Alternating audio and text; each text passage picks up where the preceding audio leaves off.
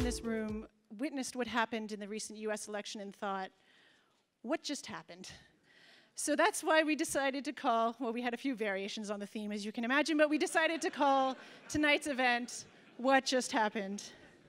And so we're hoping that in order to answer that question, we have brought to you a very special guest, Sasha Issenberg. Sasha Issenberg is author of 3 books, including The Victory Lab, The Secret Science of Winning Campaigns. He's covered the 2012 election with Slate. He covered the 2008 election for the Washington Bureau of the Boston Globe. He's written for the New York Times Magazine, New York Magazine, George, Bloomberg Politics, and many more. And he's working on his latest book, Outpatients, The Astonishing New World of Medical Tourism. We are so fortunate to have Sasha Issenberg with us today, and he will be speaking to our Canada 2020 President, Tom Pitfield. Please welcome both of them to the stage.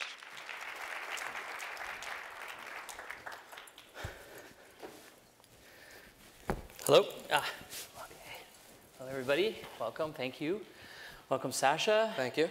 Sasha's all the way here from California. You can see he's got his indoor vest on. Yes. Trying to pass. You know, Sasha and I have had the pleasure of having a few of these conversations, not always in front of 400 people, but we'll try to be as interesting as we can be. I don't know how many people read Victory Lab here. How many people have read Sasha's book? So, you know, as a data analytics person, I can tell you it is sort of the Bible of what we do and how we do it. And we don't love that he wrote about it, but it's certainly a very interesting read. So I definitely encourage those of you who haven't read it to read it. What people probably don't know is the Victory Lab was a product of his 2008-2012 being embedded mostly with the DNC at the time. But recently, Sasha was embedded with the RNC over the later part of the election. And so we have some really intriguing insight from him, and that's what we're going to try to get out of him tonight.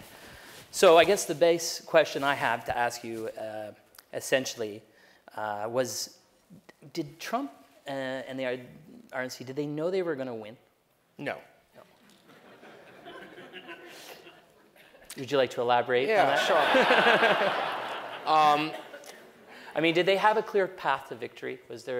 Did they have a plan that they executed, or? I think that they knew that if they were going to win, they would win something like the way that they ended up winning.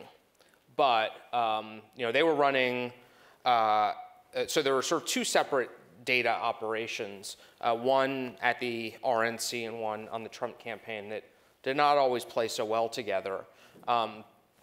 The one that the Trump campaign had ownership over, which is run by this firm called Cambridge Analytica, which is based in London. It had come aboard on the Trump campaign in, I believe it was June. They were running simulations daily, predicting likelihood of victory, which part of that was sort of it allowed them to prioritize states, because you sort of ran these simulations and you could figure out in what sequence states were essential to his victory. But it ends up serving sort of the way that, you know, Nate Silver's projections work as a percentage probability. The day of the election, the day before the election, their final prediction had a 30% likelihood that he would win. I had been in San Antonio, where they had based their sort of data digital operation. I think it was October 17th or 18th with a colleague from Bloomberg Business Week, and at that point, it was like a 7.8% likelihood. They certainly saw things moving their way, but they did not think that, and I don't, you know, the sort of best I've heard, I think, from intellectually honest Trump people in the last, there are a few of them actually, it turns out, in the last month, is people who say stuff like, I thought it was a 50-50 chance, or I thought there was a path to victory, but I don't think there was anybody who sort of would have bet their own money, at least, on that likelihood. And then, you know, sort of separately, the RNC had a data operation, and they did something that was fairly unusual. They brought a group of journalists in at 2 points in the month before Election Day and showed us their internal data embargoed until after the election. I think with the expectation that Trump was going to lose and that they wanted to show, the party organization wanted to show that, first of all, that they weren't surprised, and also that they had built the necessary tools and that the campaign had sort of failed to deploy them properly, or that the candidate was so inept that that it shouldn't be the fault of Reince Priebus and the party leadership that they lost. So the Friday before the election, I'm there with a group of reporters, and they're walking us through each state, and I think it gets them up to the states that are leaning Trump are up to 242 or 246 electoral votes, but still far shy of the number he ended up with. So I think it's fair to say that there's nobody in that whole orbit that saw this coming. Right. That was all off of one question. Yeah, that was great. Sorry. So I love talking to you. You brought up Cambridge Analytica. We both like digital data. So there's two narratives going on right now. One started earlier, which was this narrative that they had no digital analytics campaign or program, and that sounds like evidence that they were trying to demonstrate that they did.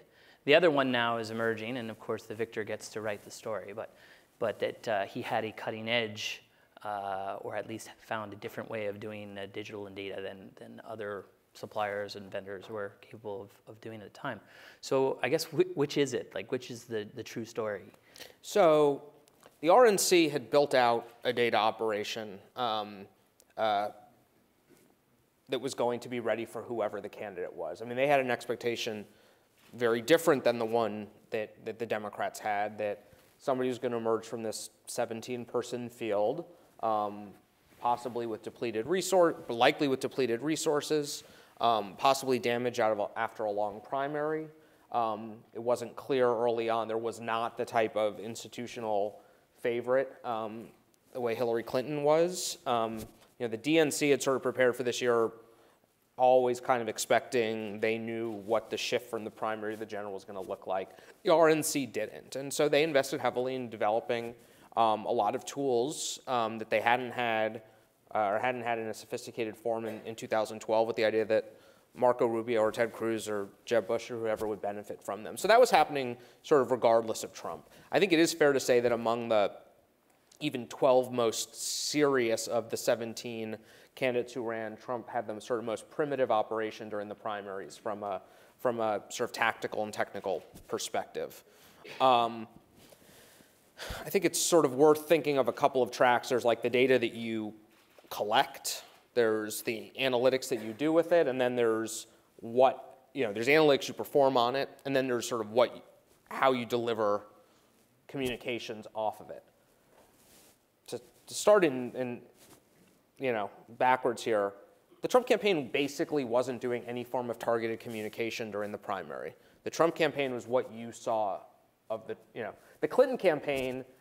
You saw only like the top of the iceberg, and there was a whole lot of stuff under there that was highly targeted, direct mail, field contacts, digital advertising. During the primary, you saw the whole thing, and that was Trump going to rallies and other large-scale events, Trump doing largely mass media interviews, disproportionately with national outlets, not local ones, television and radio, and then Trump using social media, albeit in a highly untargeted way, and often with the goal of driving traditional media to just cover what he wanted. He just saw it as a way of, he used this Twitter not as a particularly modern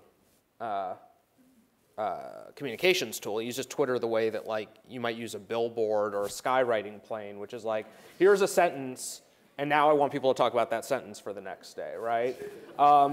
And so that was the campaign. So there was no sustained, targeted communication, so it didn't really matter what type of data you had. And they were picking which cities he went to for rallies based on what they felt like and where he was invited, and picking which stations he called into based on which TV producers were friends of his, really. And so that was the primary campaign. But they were collecting a lot of data because they used Eventbrite, is that what you guys use for this event? Right, okay, right. So I don't know what was required of you when you sign up, but they were getting a name and an email address, and when you have 10 or 20,000 people in an arena and you're doing one of those every day, that turns into a whole lot of names and names of supporters. And then eventually, late in the primaries, when they were having those problems with protesters coming into the events, Trump's campaign built their own event sign-up tool that was designed to put a separate layer of protection, and you had to give a cell phone number so that they could text you a ticket or something. So now all of a sudden so they have this huge volume of information, and by the time that they start to get sophisticated in the late spring, early summer when he becomes a nominee, they are sitting on a massive list of names, email addresses, and cell phone numbers for many of their supporters who had never been asked for anything by Trump over the course of the year. And then all of a sudden, they're ready to kind of turn it on. And what they want to do is start asking for money because Trump has not raised money during the primary in any active or sustained way. And so the major goal when Cambridge Analytica comes in is let's take this pool of untapped supporter names and start figuring out how to make them active, and that's mostly by asking for money. And so a lot of what they're doing throughout the summer and into the fall is spending on targeted digital advertising and such in a sophisticated way, but not necessarily with the goal of generating votes, but of getting their existing supporters to donate and then using lookalike modeling. Basically, we know we have X million names of people who do support us. Let's develop statistical models that can find other people that resemble those people, and then, particularly on Facebook, deliver ads to them, trying to get them to go to a Trump webpage and sign up so that then we can ask those people for money. And did either of them, either the RNC or the DNC, have a particularly sophisticated approach to persuasion modeling? This is essentially, well, do you want to explain how that works? Yeah, so there are, so the basic thing that a campaign wants to do is, any campaign, is sort of triage the electorate. You want to take people who are never going to support you and push them away. You want to get people who are definitely going to support you, and maybe you want to ask them for money or ask them to volunteer or ask them to, recruit their friends, but you don't need to ask for their vote. And then you have a group of people in the middle. And within that group, you want to split them into two. You want to take the people who are who already basically support you, or they're on your team, they identify with your party, but they're not regular voters, and you want to mobilize those people to vote. Or you want to take people who are already going to vote because they are regular voters, but are not necessarily on your side, and you want to give them reasons to vote for you. That's the entirety of what campaigns do. Now, in an ideal world, you would go to every voter, you knock on their door, call them during dinner, and ask, do you plan to vote? And they would tell you the truth. And for whom do you support? For whom do you plan to vote? And they would give you an answer. And you would basically do a census of, in our country, 230 million eligible voters that way. And then you would split people into those groups. You can never get all those people because you don't have enough volunteers to knock on doors. People don't answer their phones. They don't tell you the truth. They don't. They hang up on you, whatever it is. So you use statistical models you go out and survey a bunch of people whom you can identify. And then you basically take the people you haven't talked to, and you use your statistical models to determine how much they look like somebody the statistical profile I have of a Hillary Clinton supporter. How much do you resemble the statistical profile I have of somebody who's going to vote in November? How much do you resemble the statistical profile of somebody maybe who's pro-choice on abortion or owns a gun or whatever I want to sort of predict? And then you can impute onto the entire population these models of how much people sort of resemble. And then you could start to sort people that you haven't even interacted with into these groups for different types of communication. So That's a brief interesting to targeting, right? Interesting. So the question of persuasion modeling is usually you take a group of people who are already likely to vote but whose opinions don't appear fixed, and you assume that that those are the people you want to make arguments to about why your candidate's good, why the other candidate's bad, what the consequences of a change in power would be, about the issues. But those people aren't always the ones who are most likely to move in response to, just because your opinions aren't fixed doesn't necessarily mean that if I send you a piece of mail about abortion or gun ownership or free trade, that that's going to move you. And so what people have started doing, and this is sort of the cutting edge of statistical modeling, is randomly assigning voters to get different types of mail or digital ads or phone calls. So let's say I were to take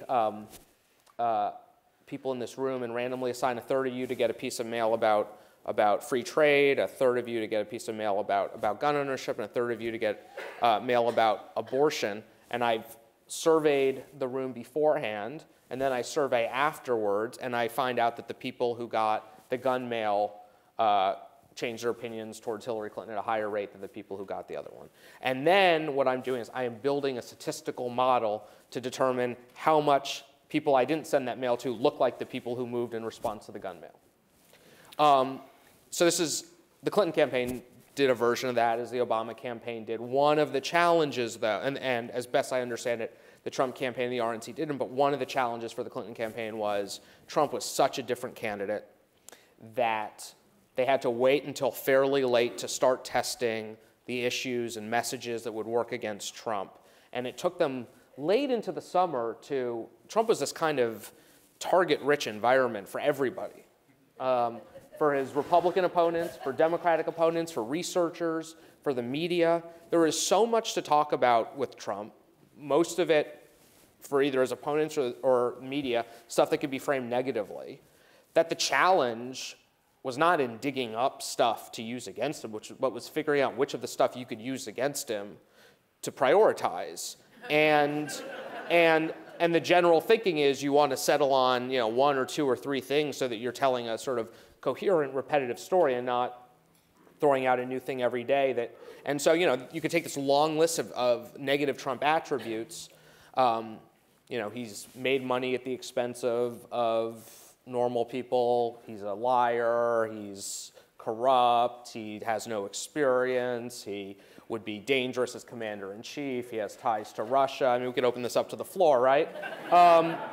And one of the big challenges, both for the Clinton campaign and for the Democratic super PACs that were spending money on her behalf, is like, okay, which of these do we go with, and which of them, and a lot of what they used were these persuasion experiments to figure out what actually moved people, and they realized that him being a liar or him being like a dangerous right-wing conservative were not moving people as much or one that people thought was very promising, which was he's a hypocrite with his business practices, that he makes his ties in China or Bangladesh or wherever, and that he imports his steel. It turned out that didn't move people at the same rate. And what you started to see in August, based on these experiments, was both the Clinton campaign and Priorities USA, which was the big super PAC working on her behalf that spent $150 million or something, I think, settle on what they called two lanes. One was the divisive lane, they called it, which was sort of all of they also called this the jerk lane at Priorities. They also called it a word that is synonymous with jerk, but more vulgar. It's vulgar in the United States. I'm sure it's especially vulgar in Canada. And this was sort of all the things he said that touched on race and gender, and him making fun of the reporter with the disability, and him just being a jerk, and him calling people names, and all of this stuff. And some of the ads you may have seen with like the children looking at just him talking. That was all the sort of jerk lane stuff. And there was an idea especially that would both persuade moderate Republicans, especially women, but also because so much of it was based in identity stuff around race and gender, the parts of the Democratic coalition would feel galvanized by it too. And then the other lane that they settled on was the dangerous lane. And that was, he's not ready to be commander-in-chief. the ads that you saw where he's sort of joking about we'll start a nuclear war, or why don't Japan and Korea have nukes, ads that had generals in them that had a lot of like Bush-era national security types in them. There was an ad that the Clinton campaign did that had a nuclear launch officer. That was all the sort of dangerous lane, as they called it, and that was focused, I think, both on sort of right-leaning independents and Republicans, especially men, and what there's a lot of stuff that you didn't hear Hillary Clinton talk about that you might see as big vulnerabilities of Trump, including what's dominated the conversation for the last month, which is sort of the personal corruption and nepotism and foreign business practices, all that stuff, which really wasn't an issue in the campaign, not because Democrats didn't know about it, but because they thought that other stuff would be more promising. Yeah, I think from my experience, persuasion science is not all that effective. I think they found that out in 2012, so I was surprised the extent to which they used it again. And what I theorize, because we're all theorizing these days, what happened maybe by accident, and I'd be curious to know if you feel it was by accident or it happened, it was calculated, was the emphasis they spent on social platforms where you have current data and and attribute data, information that you capture in real time in response to immediate things, where you're in a network where those network relationships add to the value of that conversation. All that stuff is far more potent in its predictive behavior than the traditional way of doing persuasion. That's just becoming the generally understood wisdom of the science. It's not something that I think Donald Trump sat down and calculated. I don't think Cambridge did either. I almost think it was a result of the DNC buying up all the good advertising space when it was a free-for-all, Trump having no good space and deciding instead to spend it on digital. So that's a theory. I don't know if you think there's any truth behind that from your observation. I'll sort of come back at you with a theory about why social media may have been sort of uniquely valuable to Trump's candidacy this year. So in 2012, you probably know this, Tom, the Obama campaign invested a lot in something they call targeted sharing on Facebook.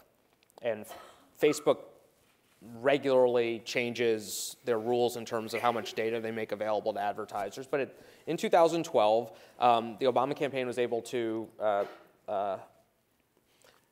basically set up an app on Facebook. You opened it up, it made available your list of contacts to the campaign, and then the campaign basically took your list of, let's say, 100 friends and bumped them up against those categories I was telling you earlier, and they'd say, okay, of your 100 friends, here are the 9 that, that live in swing states that we need to mobilize, and you get in touch with them either on Facebook or call them or text message them and give them this get out the vote reminder. And here are the 7 who live in states where there's early voting or absentee ballots, and you call them and remind them to do that. And then here are the 10 who are persuasion targets, and we think will be responsive to the general message on the economy, and we want you to contact them. And then the other 70 people or whatever, don't bother with.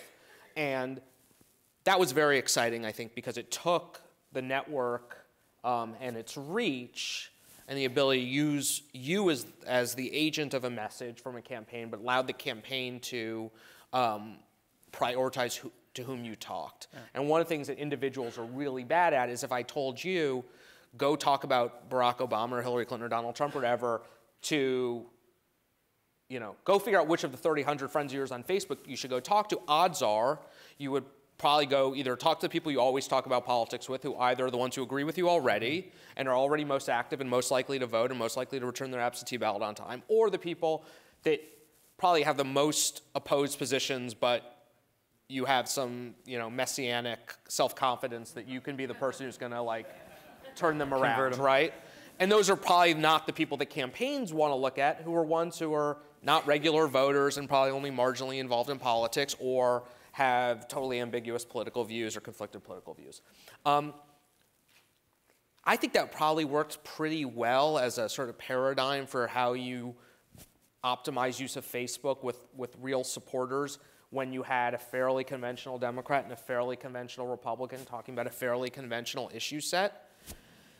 jump ahead to 2016 and you look at, Donald Trump ends up, not by design, I agree with you, but because he has this massive, highly invested supporters online, because there's a lot of really exciting, for want of a more judgmental word, content about him and about his opponents online, that it's kind of a free-for-all. And Trump sort of encourages this by, tweeting in a random way, retweeting stuff, even if it comes from neo-Nazis. Like Trump wants us not to be targeted sharing. Trump wants us to be like this entirely devolved thing of like my supporters, like run wild. Take this content, some of which we make, some of which you make, some of which crazy white supremacists on Reddit make, and like just share it to the people you think want to see it.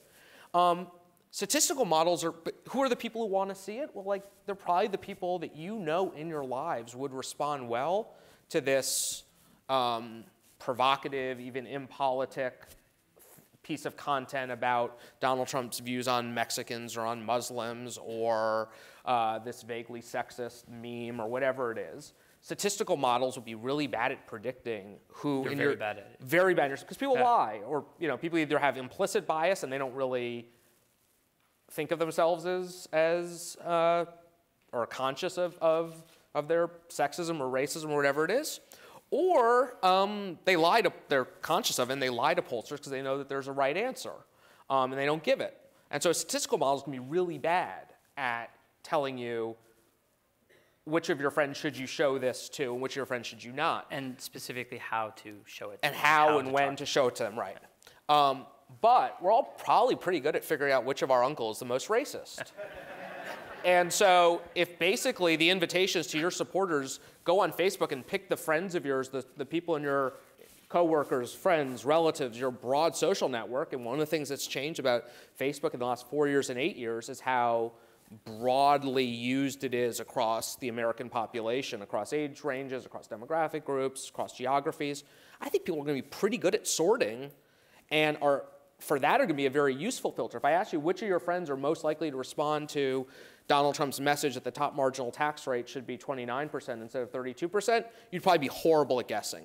If I said which of your friends are most likely to respond to a picture of Hillary Clinton with horns and says like, keep your Muslims out of here, you'll probably be really good at figuring out who will like that and who won't. And so I suspect that kind of relaxing of control over social media, which the Trump campaign was inadvertently expert at, probably lent itself very well to this year's conversation. Yeah. So I'm going to pivot a little just because as much as I love digital, I could talk about it all day. We are here to figure out what WTF happened. Yeah. So basically, I thought you were going to ask me about WTO negotiations. What does WTF mean? Basically, you're telling me that the two campaigns were geared up pretty much the same, understood a lot of the same, I mean by digital and data focused, had a lot of use the same techniques. There was some different application on social, which may or may have not had a big impact. But on the whole, the distinctions don't seem to be grossly a digital data thing. So if we're trying to figure out what happened, and we don't have the benefit of the voter file coming back yet to tell us which of our observations or assumptions were accurate, I thought we could do a quick hit list of sort of the 5 or 6 major theories that are out there. And you can tell me whether or not you think they had an impact. Increased turnout. So there's a lot of talk that Trump was able to mobilize people who were first-time voters who had never voted before. Yeah, I mean, there are anecdotal or localized indications of this, especially from the early vote period. One of the things that's interesting about this election is how lumpy turnout seemed to be. So you look in Florida, turnout was up appreciably over 2012. You look in Michigan, turnout was down under 2012. You look at a city like Philadelphia, which is a big source of Democratic turnout, say 46% African American or something. Democrats turnout, a lot of votes there. It's often the margin of victory in Pennsylvania. Democrats hit their targets in Philadelphia. You look at Detroit and Milwaukee, which serve similar functions in Michigan and Wisconsin, which are demographically and geographically comparable states. And turnout was not hitting conventional Democratic targets there. So I think that the aggregate turnout over 2012 is up.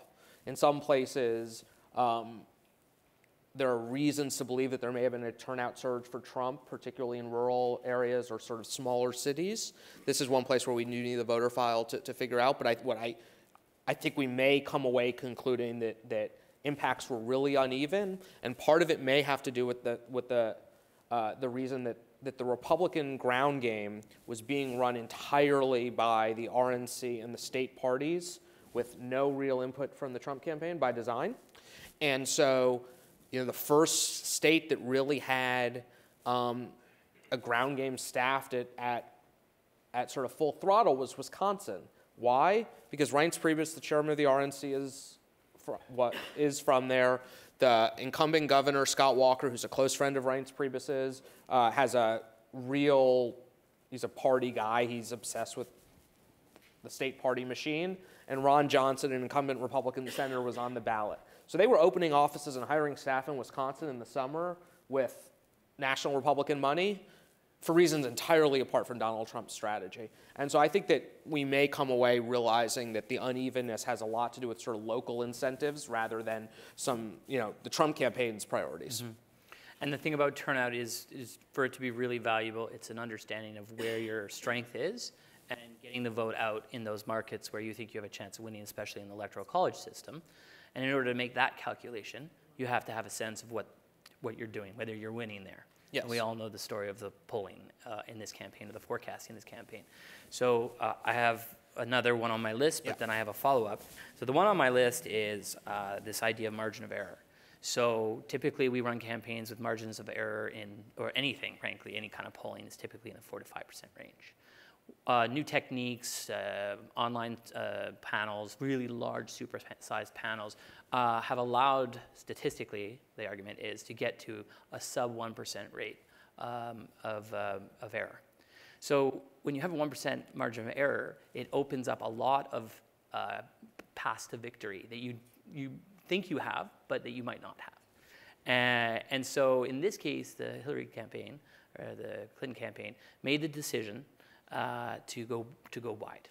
They thought they had a real shot at burying Trump, when maybe the strategy should have been just to block him and go for 270. So I guess the question there is, did they make a miscalculation? And did Trump make the right decisions in terms of how they deployed their turnout and their resources based on their forecast? So the Clinton campaign's analytics were off in a way that I don't think margin of error explains either the failure or the interpretation. Or there was a strategic decision. Well, so let's just start with their numbers were misleading them. I mean, the night before the election, the Wisconsin state director gets the sort of routine night before the election call from the battleground states department desk, whatever it's called, in Brooklyn, and is told you're going to win by 5.8%. So that's a 7-point miss in Wisconsin. The last projection in Michigan had it at 5 points. They're just way off, and we don't know the cause for that. Was that survey error? There might be reason to believe that because a lot of public polling in the states was off. Was that a failure of modeling turnout? Were you expecting that the wrong people were going to vote and weighting their responses incorrectly? Was there late movement because of some of the events in late October, the Comey letter and some other stuff, where people just may have been deciding late, and the last time you were in the field making calls on the Saturday and Sunday, it wasn't catching up with late decision making? Some part of all of that could explain, but they were just off everywhere. And so you have to start, even before understanding the strategic decision, realized that they were working with misleadingly bad intelligence, but were amazingly overconfident. I mean, one of the things that was remarkable about the Clinton campaign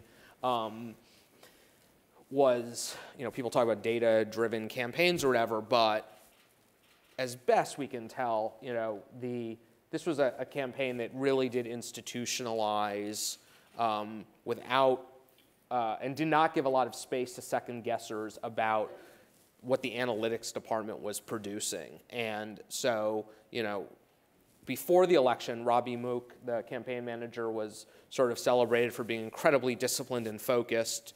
Now he's attacked for being stubborn and,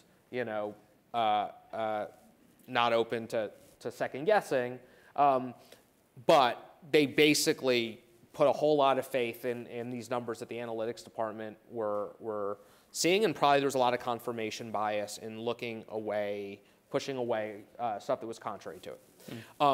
The other thing that was a challenge for them throughout the campaign was that they thought/knew that Trump had less data than they did, less sophisticated analytics than they did, and or a decision-making structure that was less reliant on kind of empirical evidence to make decisions. And there was good reason, despite all the stuff we talked about with their data, there was a lot of evidence that what Trump did hour to hour, day to day, was in no way shaped by the data. The data, right? And so normally campaigns can approach this stuff the way you would look at like a Cold War simulation, right? Which is like, I know roughly the size of your army, I know roughly how many warheads you have, I know roughly where they're pointed, and I can game out that if I do this, you're going to do this, and we can basically simulate how this is going to end. Or I know that if you, change where your missiles are aimed, I could probably reverse engineer what your intelligence is telling you or what your own war games are telling you about what you think we're going to do. And this is basically in 2012, the Obama campaign, they knew how the Romney people thought about stuff, and they knew they were spending basically the same amount of money in more or less the same ways in more or less the same places. So if Mitt Romney went to suburban Ohio in that same week, his ad buys on, daytime programming went up, the Obama campaign could look at it and say, okay, their polling must show that they're soft among suburban women in central Ohio. Now we're gaming that out with that intuition, right? This is almost all the way the campaigns work because you assume you're dealing with a sort of rational opponent. The Clinton campaign thought that they were dealing with an opponent who was either irrational or did not have the sort of information or intelligence to be rational. And they were very afraid. They did not know how to read what he did and infer what the thinking was behind it. Did Donald Trump just go to Arizona because he thinks he has a problem in Arizona? Did he go to Arizona because he likes Arizona? Did he go to Arizona because he has a business deal in Arizona or he has a hotel that he's developing there? Like, good question. I don't know. Did Donald Trump just tweet about, like, the Pope because he has a, he's doing too well with Catholics right now? Or did he attack the Pope because he's trying to play to, like, Southern Baptists who don't like Catholics? Who the hell knows, right? And so then they became afraid of, and I don't play poker well enough to know the terms, but they were afraid that their moves would be seen as a tell by the Trump folks, and that they would, in essence, be gifting Trump knowledge about the state of the race that he didn't have himself. And so part of the reason that they didn't go to Michigan and Wisconsin was that they thought they were winning by 5 or 6 points. But they went to states that they were within a 5 or 6 point range, but they didn't want to indicate to Trump that they thought that it was that close. And so they played out stuff in Ohio and Iowa even after they knew it was lost because they did not want to aid him in his campaign in sort of being able to divine what they were seeing.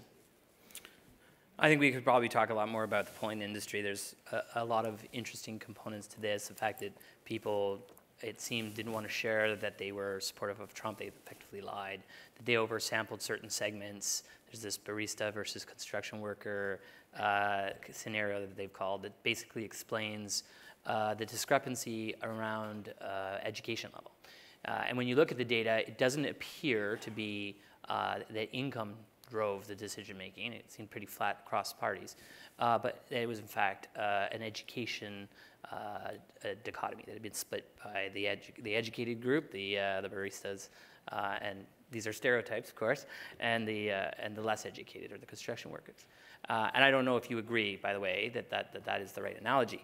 But what it does, we had, in Canada, we just finished an election, and it was a similar, there were similar considerations in this country. And what it led to was this establishment or anti-establishment debate, and that extended to what was a change narrative. And so I guess the next one on my list here is, did Trump effectively steal the change narrative from Clinton, and how did he do that? Well, I don't know if he stole it from her, because I don't think the Clintons have had a change narrative since 1992. And I think they knew that going in, that indications were that the American public, like the Canadian public recently, like Italians and Brits and everybody else who's had the chance to vote in the last couple of years, have great impatience for the sort of existing political and or business classes. Now, what's unusual, I think, in the US case is that by some measures, this should be the best possible scenario. It's always difficult for a party that's held the White House for 2 terms to run for a 3rd term. We have very few examples in modern American history of a party winning 3 consecutive elections. So right off the bat, that's a challenge. Yet, this would seem to offer some really advantageous conditions to do that. Unemployment at, Ambassador, 4.6%.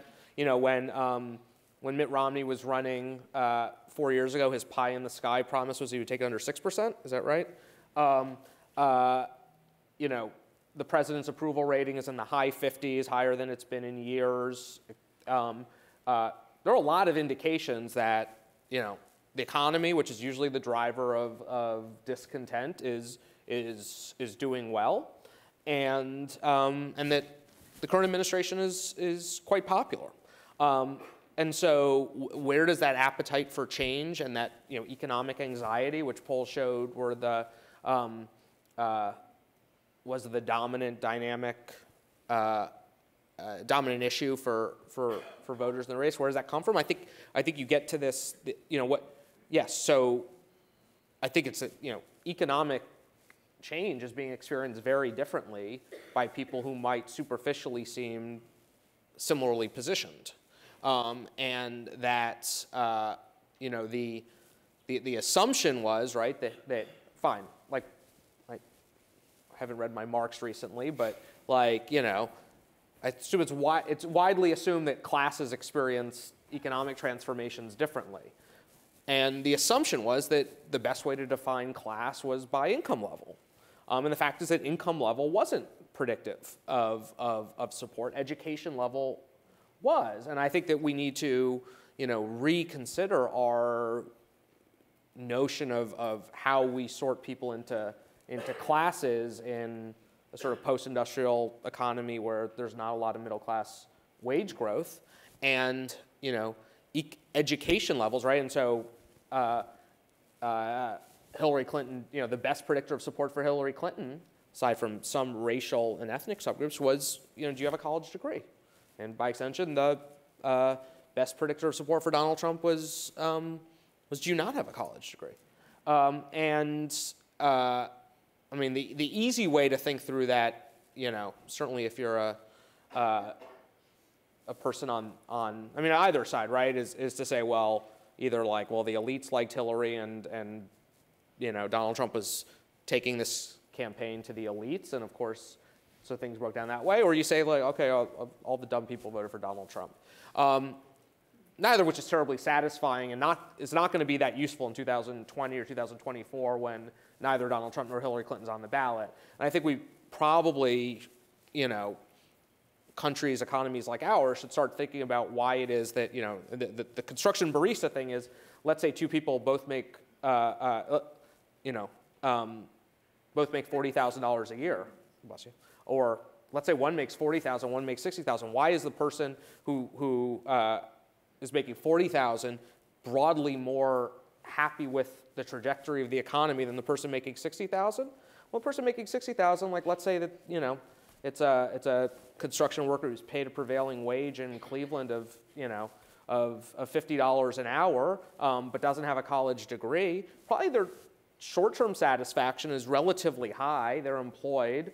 They get paid fairly well for their education level, but they probably are quite reasonably pessimistic about the long-term value of their own skill set, their ability to learn new skills. Construction worker is probably a bad example because there will always be construction, but you know, factory worker, you know, unionized factory worker is a better one. But you know, and they're probably very reasonably pessimistic about their children's prospects at the same education level. And then you look at the barista who has a graduate degree or probably a postgraduate degree, given how much I get lectured to at cafes. And that person may make less money, but probably is optimistic that they have a skill set, are well positioned to. They're not fundamentally despondent about what the economy is going to look like in 10 or 20 years. The sort of international globalization, cosmopolitanism of trade and immigration aren't things that immediately make them feel like they're going to become obsolete. And they probably think that if they have children or will have children, that when that child gets a college degree, they'll develop a skill set that makes them relevant. And so, you know, what I think the challenge for people who are in this sort of data and polling world is how you the problem. One of the great poll numbers that's come out in the last week is I forget how they asked this question, but basically, do you think the economy is doing well? And Republicans have increased their perceptions of the economy by like 30 points in the last month. And the difficult thing is, especially in our country with a highly polarized partisan electorate, is that basically everybody's views now gets warped by what team you're on. So, right, I mean, Vladimir Putin's approval ratings have moved like 40 points in the last month too, because now the other team hates Vladimir Putin, so I guess I have to like him, right? And so I think what's going to be difficult is figuring out ways to understand how people are processing the economy that is outside of the construct of, is my party in power, and thus I generally look favorably upon current economic policy, but you know, what do I think of my sort of mid or long-term opportunities? And Trump coming in outside of the sort of paradigm of Republican economic policy obviously tapped into anxieties that were not the way that Republicans have traditionally articulated them. So we've covered the digital technology stuff. We've covered the narrative, philosophical stuff. Let's leave out issues because people don't typically vote around issues, do they? But unfortunately. But let's talk about Comey, because my experience in DC is it's a pretty sad place to walk around when you bump into a Democrat. You're in the wrong neighborhood, son. Seriously. Going to take me out again? Yeah, I'll take you to suburban Virginia. Sounds good. But you know, a lot of them are blaming Comey and the Russians, of course. So I wonder if you have a sense of whether or not that is fair, or is that just sort of the easy point fingering? So I think it's pretty clear that there was movement. So there, you know, there are the two Comey events. There's the Friday letter and then the Sunday letter. So this is Friday 12 days out, and then the Sunday letter 3 days out. I think it's pretty clear from public polling, what I glean from people who are seeing the private polling, that there was movement of several percentage points after that first letter, and it's hard to pick up what's happening in that last 36 hours. You have to. A lot of people have already voted early across the battleground states, but that reintroduced the issue and may have and so. You know, and I think if you had to oversimplify the story at that point, you probably have Republicans and right-leaning independents effectively coming home to Trump. People who would, you know, the story of this election is that you had candidates, you know, they were both over 60% disliked, 30% of the electorate or something disliked both candidates simultaneously. That's the most interesting group in this election, you know, I think a chunk of that cohort had that were sort of behaviorally or tribally Republican was probably looking for a reason to vote for the Republican and really didn't want to vote for Hillary Clinton. And that gave them a reminder or permission or, not to psychologize millions of people at once, but that was a pretty good, and it wasn't just the one day. It went on for 4 or 5 days as a story, in part because there was an open-ended mystery about what the first day was like, what the hell is this letter? Second day is, how the hell did this letter happen? And then the third day is, oh my God, it's Anthony Weiner that caused this? So that's like automatically 3 more days of news, right? And so it dominated a large portion of the week with sort of negative Hillary news that she had never really put to bed because she had never satisfactorily addressed the email thing to begin with. And then at the same time, you have the Russian stuff, which is the WikiLeaks release of John Podesta's emails. There are a few things in there that I think are sort of bona fide capital N news stories, some of the Clinton Foundation stuff. But by and large, it's becoming a daily story because WikiLeaks has very good media management, and they realize that if you put out a little bit of stuff every day, you create a new story every day. And I have trouble believing that any of that stuff was on its face persuasive, but it did, when combined with news of an FBI investigation, did crowd out other, both negative information about Trump and other positive information that the Clinton campaign would have been putting forward. So I think that is should be understood as a serious part of the dynamics of the last week and a half. Now, the Clinton folks, who in my experience have not been terribly reflective in the month since Election Day, have kind of singularly said, well, the Comey letter lost us the election, which is and put aside the judgment over whether the FBI director was acting responsibly or irresponsibly. Part of what campaigns do is prepare for unpredictable events. And this was not a black swan event, right? I mean, if an earthquake had hit, Michigan, okay, you didn't really game that out, fine, I'll give you a pass. They hadn't really satisfactorily handled from a tactical or strategic perspective this email thing for a year and a half. And they thought in June or July, when Comey had his press conference, that this was it.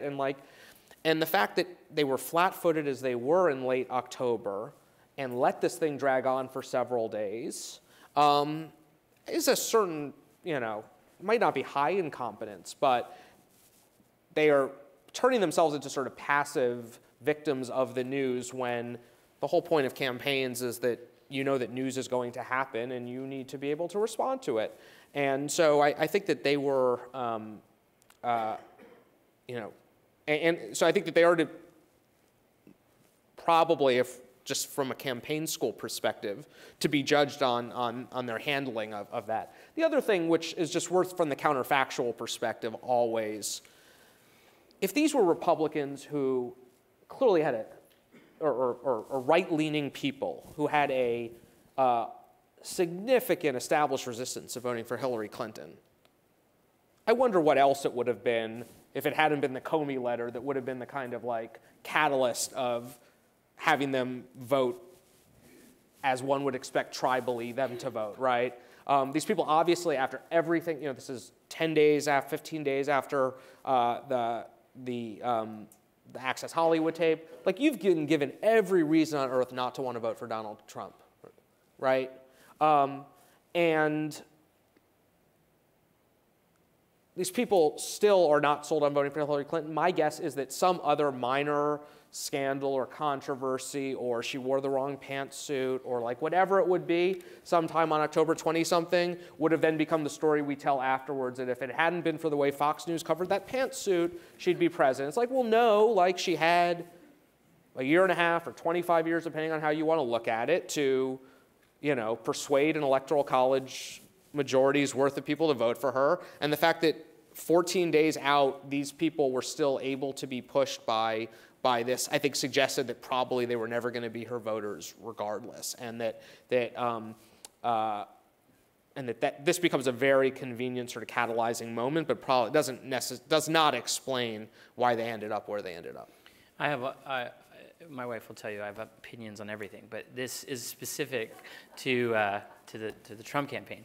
I like to think that the authenticity issue, and I'll define that, is essentially the this idea that if you're going to run a change narrative, you have to be authentic, because people need to believe that you are actually going to represent change, and if they don't think you're going to do it, they're not going to buy the change narrative.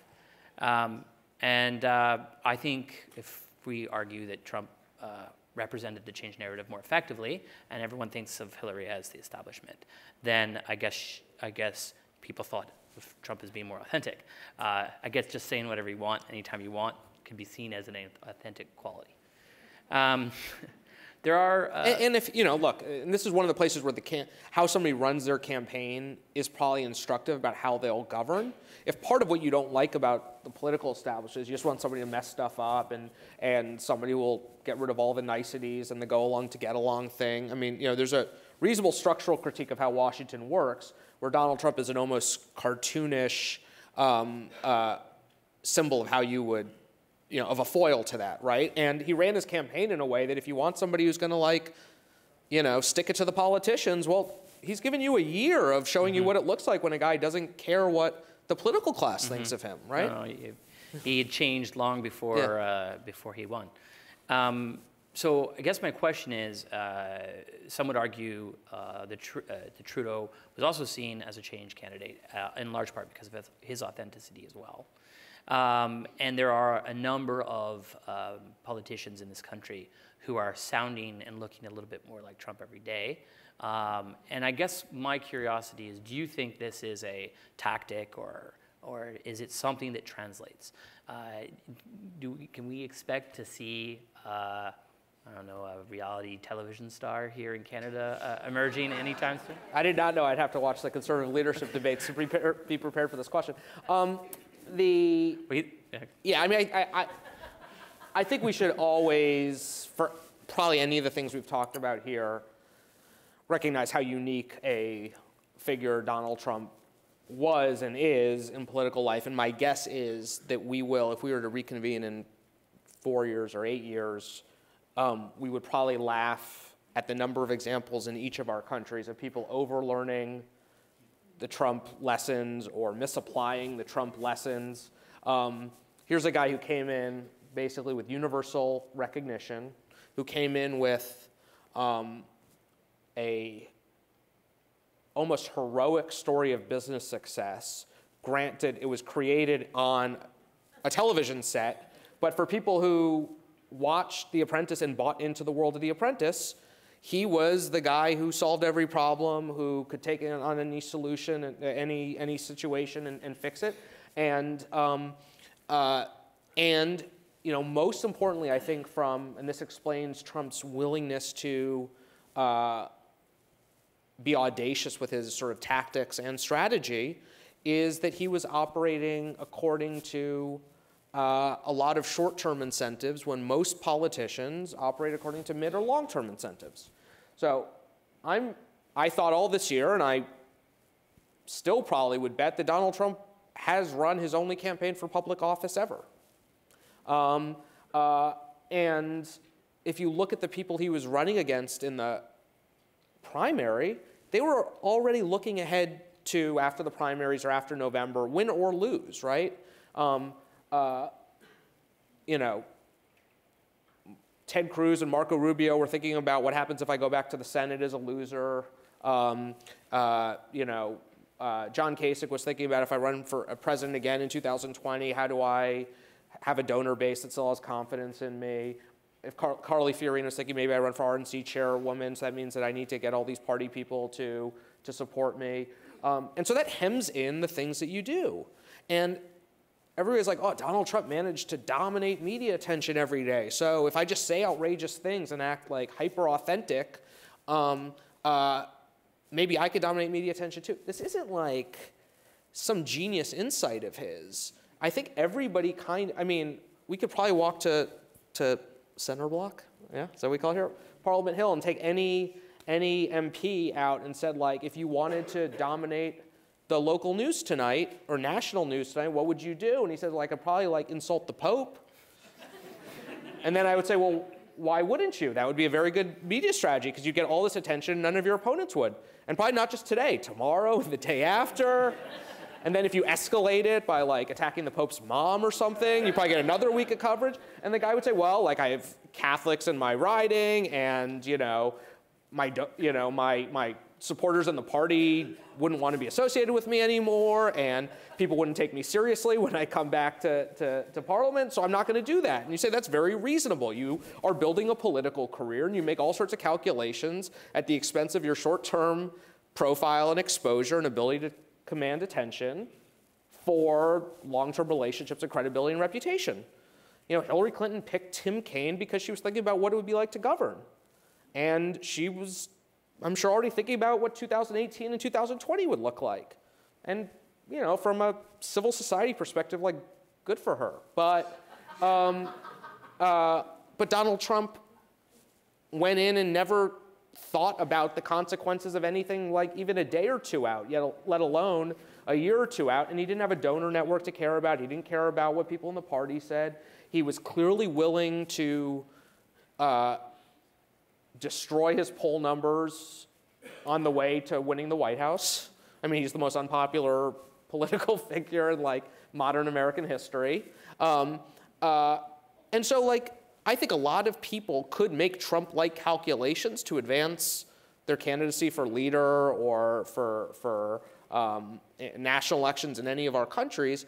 I just think that if they are politicians and they are thinking about any sort of political career or frankly business career, I mean, if Donald Trump had lost, right, if 100,000 votes had gone a different way in 3 states and Donald Trump had lost, not only would he have lost the presidency, but the value of his business, the consumer-facing side of his business, would be significantly degraded by this exercise. He risked a lot in picking these fights that got him this media exposure and the sort of chain of events that led him to run as this authentic figure.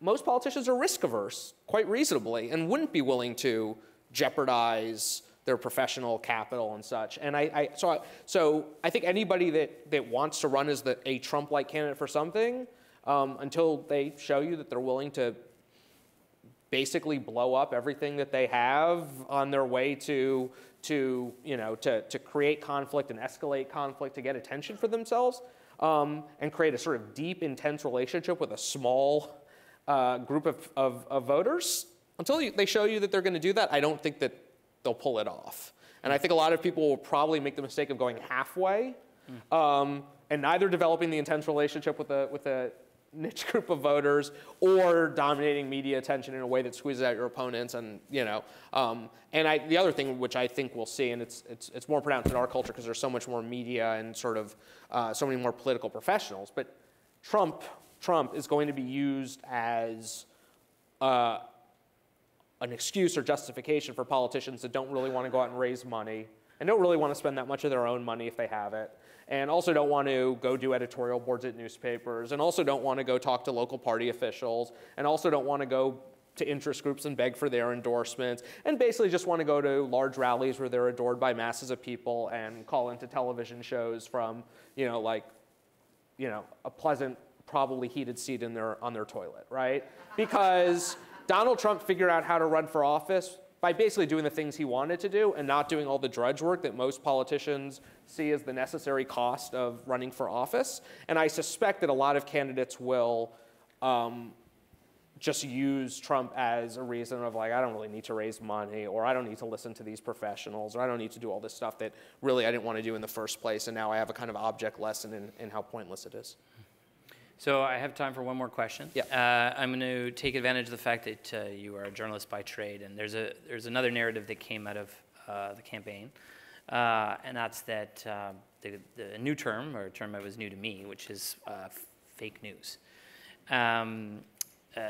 Is that a real thing, for starters? Or is it really just the media trying to make up excuses for missing the real stories? So I think think there is a real thing. I also think the term is, in its very short life as a phrase, already being misused. So there's been a bunch of good reporting on this. I think that there are, what you could generously call content mills, in some cases just individuals who were opportunistically creating false content, stuff that they knew to be fake, that wasn't funny enough to be parody, probably wasn't intelligently conceived enough to be propaganda, but floated freely on the internet, that they created with some idea that it would traffic well on social sites, and in some cases seemed to do it, and this is just sort of based on other reporting that the journalists have done after the fact, did it either for sport or because they were getting a cut of ad revenue off of it or whatever, right? And the game was, can I create stuff that'll pass as news for some small group of people who will share it? So there was stuff that was out there, and some of this stuff, it seems, rose to a level of attention beyond what you would expect random lies with no pedigree to have. Now, there have always been disinformation smear campaigns in politics. I think, recently in our politics, probably the most famous one is in the 2000 South Carolina primary. John McCain, who has a daughter he adopted from Bangladesh, became the object of rumors that seemed to disseminate through phone calls and I think through some photocopied leaflets that were left in church parking lots that he had a black daughter out of wedlock. And the thing about social media is it allows this stuff to scale at a rate that traditional mimeograph machines can't keep up with.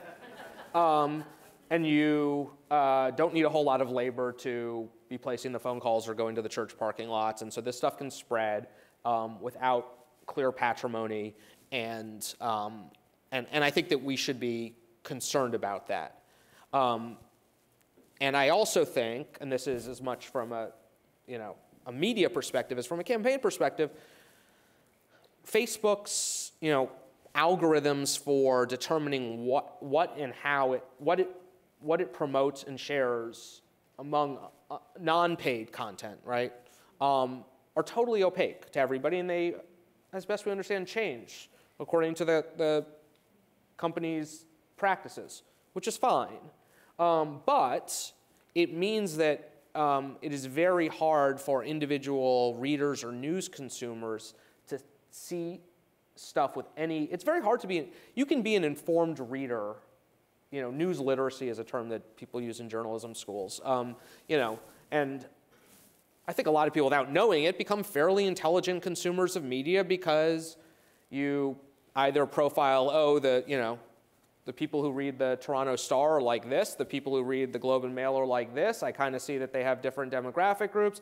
This type of paper is generous to that type of politician. I could see which advertisers are buying space in this paper or next to certain types of programming. Like, people are pretty good at decoding at least some context for most of the media they consume and then weighing it accordingly and assuming that, okay, well, that's there maybe because they have this interest or that interest, or, this place is more credible than that place. The problem with Facebook is that Facebook denies any sense, explicitly says we don't make news judgments, and doesn't offer the context, because everything's a free-floating piece of content, for readers to look at it and say, wait, this came from a kid in Macedonia. Because you don't see who else is reading it. You don't know who's choosing to advertise against it. You don't know why one thing is being propagated at a different rate than another thing. And I think it just makes it difficult in this environment for individual consumers who want to just be intelligent about knowing whether something that they're seeing is likely to be credible or not to do that. The problem is that in the last 3 weeks, now fake news means any piece of news that I don't like, which means we've already, we're already being over-inclusive in the definition and is going to become another unhelpful word. there are a lot of problems in the media. I happen to think that this problem of individual entrepreneurs or pranksters creating stuff is probably a fairly small problem, and that you get probably these sort of versions of perfect storms on social media where a thing gets sort of propped up and spun and validated by somebody who doesn't really know what they're looking at, and then, you know, these algorithms kind of let it take off into certain spheres before it sort of burns out or gets called out or revealed as something else. And that stuff happens really quickly now. So I think that that's a problem. It's probably, I don't think this is the tragic problem befalling our democracies at the moment, though. It's not. So the crises of the echo chamber is overblown. I think we should broadly be attentive to what happens when large amounts of our news are getting disseminated through companies that explicitly say we are not media companies, we are tech companies, and therefore, like, I'm not moralistic about this, that's fine, you know, like, I just generally think that the lack of knowledge about how and why certain pieces of content are being distributed through there are so removed from either the people who create content or people who consume content that that's a bit of a problem. And so I don't want Facebook. Look, people are going to consume large amounts of topical content on Facebook, full stop. And I would just, as a journalist, I don't want to live in a world where Facebook has a room full of editors who are, I don't think the optimal solution is Facebook has a room full of editors saying that's good news, that's bad news, or that's fake news, that's real news. But I also don't think a world where, you know, all content goes into this opaque filter that changes regularly, and Facebook won't even acknowledge that there are judgments that inform how that filter has been made, and then gets passed out the other end, and nobody knows where it came from or how it got there, is a great solution either. And so, yeah, I think that there are a lot of reasonable questions about, like, what, you know, civil society and a democratic information sphere look like in an era where we can't really hold accountable or judge the people who are kind of controlling the channels by which we get our information. Well, Sasha, that was all very insightful. Thanks so much for coming here. Thank you, Tom. To everybody here, I'd encourage you to pick up Victory Lab. It's a great book. He's got a new chapter in it now. And you also just finished another book. That's Outpatients, The Astonishing New World of Medical Tourism. So I encourage you all to read up on Sasha. Thank you very much, Sasha.